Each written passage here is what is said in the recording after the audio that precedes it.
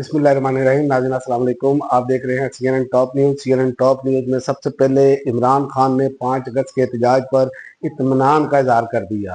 इमरान खान ने महमूद खान अचकज़ई और अल्लामा राजा नासिर अब्बास से भी खुशी का इजहार किया। उन्होंने दोनों का शुक्रिया अदा किया और उन्होंने कहा वो हमारे साथ खड़े हो गए हैं। ये पैगाम दिया साबिक वज़ीर आज़म की बहनों ने मुलाकात के बाद अलीमा खान की जो है वो गुफ्तगू है मीडिया के साथ, उन्होंने पैगाम दिया और उन्होंने कहा कि 5 अगस्त के एहतजाज से इमरान खान मुतमिन है और उन्होंने कौम को कल निकलने पर ज़बरदस्त खराज तहसीन पेश किया है, क्योंकि कल लोग उस जुल्म के खिलाफ और फिक्री आज़ादी के लिए निकले हैं।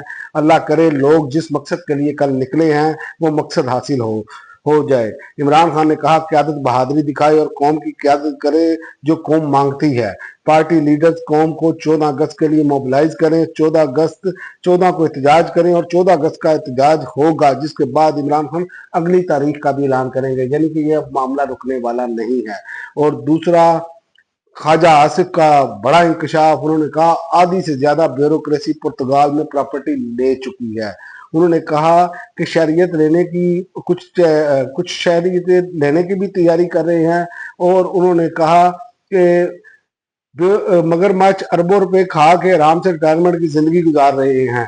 उन्होंने कहा कि सियासतदान तो इनका बचा कुचा खाते हैं और चबले मारते हैं, ना प्लाट ना गैर मुल्की शहरियत, क्योंकि इलेक्शन लड़ना होता है। पाक सरजमीन को ये ब्यूरोक्रेसी प्लीट कर रही है ख्वाजा आसिफ साहब। और उसके अलावा कुर्क में FC की गाड़ी पर दहशतगर्दों का हमला, 4 एहलकार शहीद। एहलकार वीगो गाड़ी में सफर कर रहे थे कि इस दौरान पहाड़ी की चोटी पर घात लगाए मुसल्लह अफराद ने अचानक हमला कर दिया। और इसके अलावा नाहल अकरार अपोजिशन लीडर और इनकी जगह किसी को नामजद नहीं करेंगे, चेयरमैन बैरिस्टर गौहर। उन्होंने कहा कि इनकी जगह पर कोई जो नाहली जिनको की गई है उनकी जगह पर कोई जो है वो अपोजिशन लीडर की जगह पे कोई भी दूसरा अपोजिशन लीडर नहीं होगा। और सुप्रीम कोर्ट के बाहर एहतजाज का फैसला, 14 अगस्त को मुल्क गिर मुजाहरों पर भी मुशावरत जारी है, बैरिस्टर गौहर। और इसके अलावा पेशावर हाई कोर्ट का शिबली फराज और दरताज गुल को गिरफ्तार न करने का हुक्म।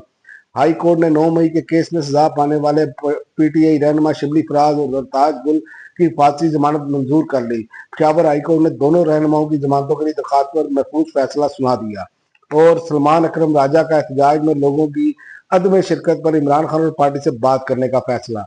इमरान खान की कॉल पर एहतजाज में शामिल न होने की मकबूल वजह नहीं तो इसका जवाब देना पड़ेगा, सेक्रेटरी जनरल PTI। और गुज़िश्ता माली साल हुकूमती आमदनी 9,946 अरब और अखराजात 17,000 अरब रुपए रहे वज़ारत खजाना।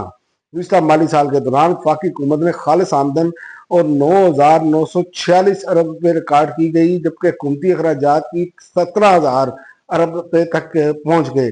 इस अरसे के दौरान माली खसारा कम होकर GDP का 5.4% तक महदूद रहा।